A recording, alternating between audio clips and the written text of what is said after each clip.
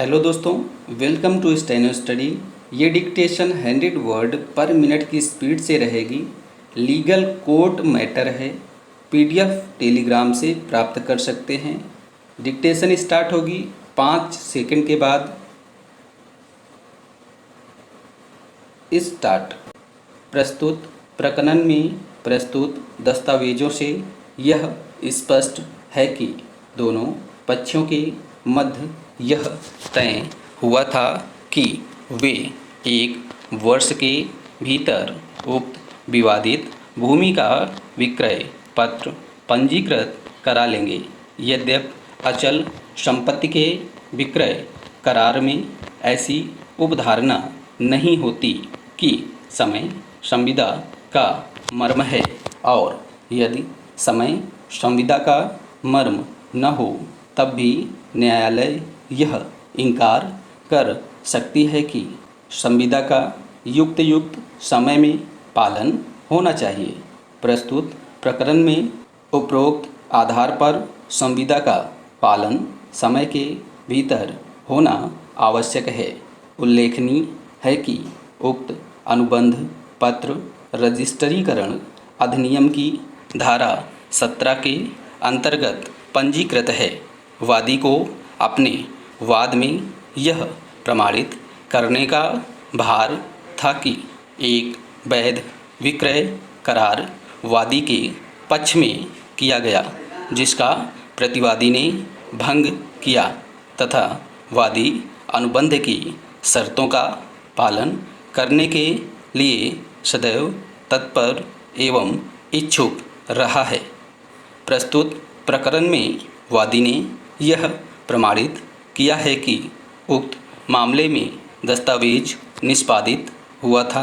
वादी की साक्ष्य से यह भी प्रमाणित होता है कि प्रतिवादी ने संविदा को भंग किया है तथा आज दिनांक तक उक्त संविदा का पालन नहीं किया है। वादी द्वारा प्रस्तुत साक्ष्य से यह भी प्रमाणित हो रहा है कि वह उक्त विक्रय अनुबंध पत्र में अपने भाग का पालन करने के लिए सदैव तत्पर रहा है। उपरोक्त तथ्य न केवल मौखिक साक्ष्य से प्रमाणित हो रहा है, बल्कि संपूर्ण दस्तावेजों से भी प्रमाणित हो रहा है।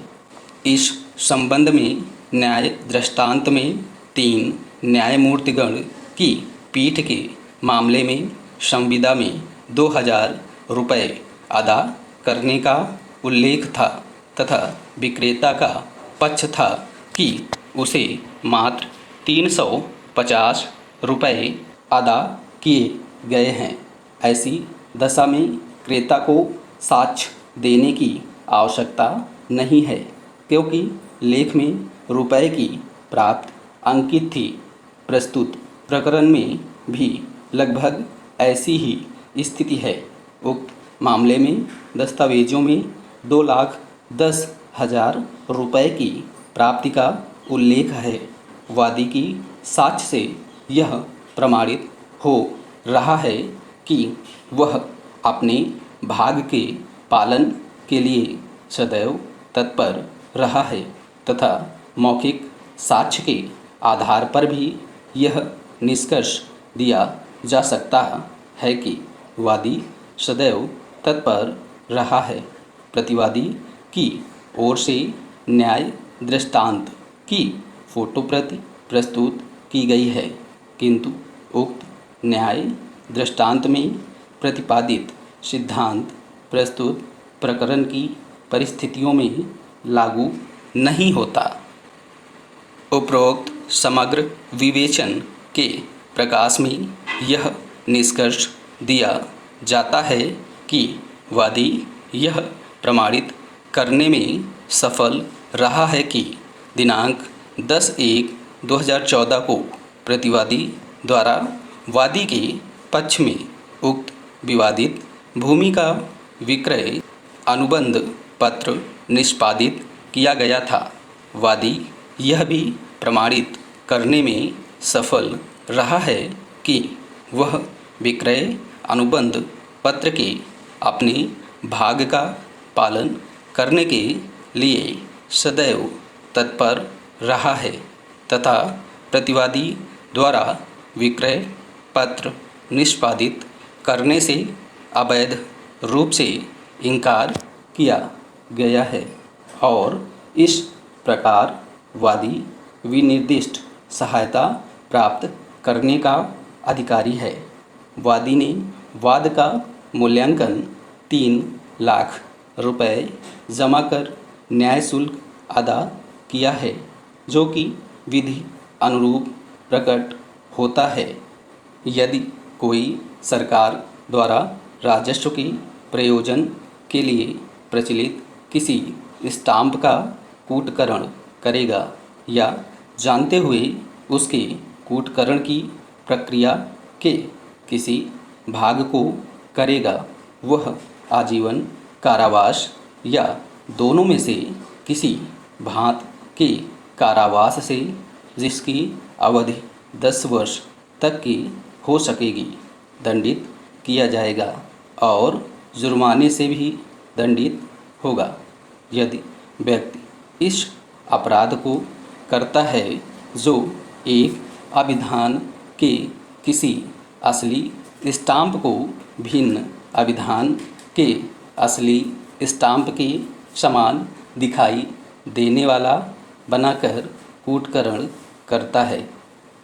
यदि कोई सरकार के द्वारा राजस्व के प्रयोजन के लिए प्रचालित किसी स्टाम्प के कूटकरण के लिए उपयोग में लाए जाने के प्रयोजन से या यह जानते हुए या यह विश्वास करने का कारण रखते हुए कि वह ऐसे कूटकरण के लिए उपयोग में लाए जाने के लिए आशायित है, कोई उपकरण या सामग्री अपने कब्जे में रखेगा, वह दोनों में से किसी भांति के कारावास से, जिसकी अवधि 7 वर्ष तक की हो सकेगी, दंडित किया जाएगा और जुर्माने से भी दंडनीय होगा। निर्णय अनुसार अभियुक्त को धारा 34 आबकारी अधिनियम के अंतर्गत दोषी पाते हुए न्यायालय उठने तक के कारावास एवं 500 रुपये के अर्थदंड से दंडित किया गया है। अर्थदंड की राशि अदा करने में व्यतिक्रम होने की दशा में अभियुक्त को 7 दिवस का अतिरिक्त साधारण कारावास भुगताया जाने का आदेश दिया गया। उल्लेखनीय है कि प्रतिवादी ने भी न्यायालय की कार्यवाही को स्वीकार किया है। प्रतिवादी ने दस्तावेजों पर अपने हस्ताक्षर होना बताया है और पुलिस द्वारा प्रस्तुत दस्तावेजों को भी प्रमाणित किया है। प्रतिवादी दस्तावेजों के संबंध में यह स्पष्टीकरण देने में असमर्थ रहा है कि उसके द्वारा हस्ताक्षर बिना सोचे समझे किए गए थे। प्रतिवादी यह भी प्रमाणित करने में असफल रहा है कि दस्तावेज पर उसने हस्ताक्षर साक्षीगण के कहने पर ऐसे ही कर दिए थे। उल्लेखनीय है कि दस्तावेज के संबंध में वादी ने जो मौखिक साक्ष्य अभिलेख पर प्रस्तुत की है, उससे यह प्रमाणित हो रहा है कि दस्तावेज उक्त दिनांक को निष्पादित हुआ था। दस्तावेज रजिस्ट्रीकरण अधिनियम की धारा 17 के अंतर्गत रजिस्टर्ड है। दस्तावेजों के अवलोकन से प्रकट होता है कि दिनांक 10/1/14 को वादी द्वारा प्रतिवादी को 2,10,000 रुपये नकद प्रदान किए गए थे तथा यह निश्चय हुआ था कि शेष 20,000 रुपये की राशि 1 वर्ष के भीतर अदा कर प्रतिवादी द्वारा उक्त विवादित भूमि का विक्रय पत्र निष्पादित करा दिया जाएगा। अभियुक्त के सूचना पत्र से यह भी स्पष्ट है कि वादी ने प्रतिवादी को विक्रय पत्र निष्पादित कराने के लिए सूचित किया था तथा निवेदन भी किया था। उल्लेखनीय है कि वादी द्वारा प्रस्तुत मौखिक साक्ष्य के दस्तावेज से यह प्रमाणित हो रहा है कि वादी अनुबंध के अपने भाग का पालन करने के लिए सदैव तैयार तथा इच्छुक रहा। संपूर्ण दस्तावेजों से यह स्पष्ट है कि उक्त विवादित भूमि प्रतिवादी के स्वामित्व की है। उक्त विवादित भूमि पर कब्जा है जिस पर प्रतिवादी का नाम भूमि स्वामी के रूप में दर्ज है। इस प्रकार प्रतिवादी को उक्त विवादित भूमि विक्रय करने का अधिकार है। स्टॉप।